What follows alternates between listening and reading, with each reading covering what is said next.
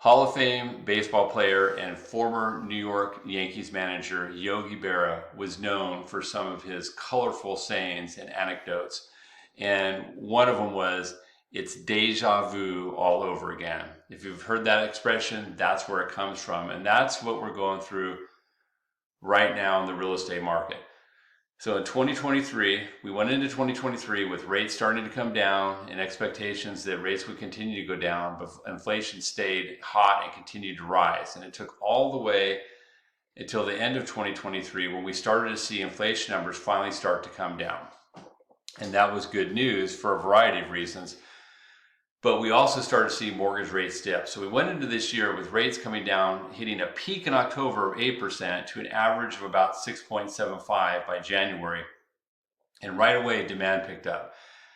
Purchase applications were up. We're starting into the buying season. And then what happened? Last week is what happened. Last week, core CPI and PPI came out hot. It startled the market. And interest rates have pulled back, or bond prices have pulled back and caused a little bit higher interest rates, with the average now going back over 7%. And as soon as that happens, we see an immediate pullback of demand and purchase application demand. So here's where I want to get to with this video. I want to go to belabor the point, is that long-term forecasts, and I still believe this, is that rates are going to come down probably into the 5% range. We know that for builders, like builders have proven this, when you get a rate in the 5 and 4% range, it peaks demand. So that's coming. But what do we do with somebody right now that just says, hey, I can't afford a payment? Let me teach you guys how to overcome that objection. Because if you don't have the right response, you're going to burn leads, not only for now, but you might not retain them for later on when they're ready to buy. The fact that rates are higher and payments are higher, that's really mostly a matter of perception. Sometimes real, but mostly perceived. And here's what I mean by that. There's actually financial planning strategies available to determine what an affordable payment was. So I'm going to take my calculator out and give you a quick example.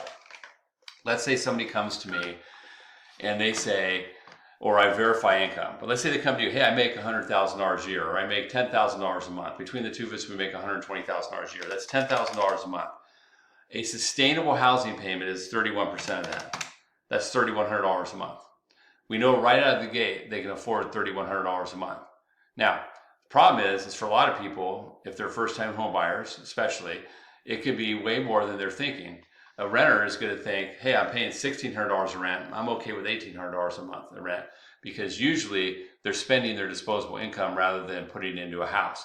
So I wanted to share with this website with you, just from the National Credit Counseling Association, some data about the home ownership and the payment, affordable payment as a percentage of income. So this is the 30% rule. The general rule of thumb is housing costs should be no more than 30% of your gross income. That includes rent, mortgage payment, all that goes in, and it's even what the government defines as affordable. So the government really defines around 31% as the affordable income. Dave Ramsey says keep it at 25%. I found that 25% is actually, in my 20 years of doing this, a very good percentile as a conservative base. However, as anything in life, there's exceptions, lots and lots of exceptions. And this is where you need to understand this when you're talking to somebody, and you need to have the right lending partner that knows how to present this. So for example, here's some exceptions. The borrower is 100% disabled vet and gets tax-free income. That's a big exception, because that means they can afford more because they're not getting anything taken out of taxes. Here's another exception.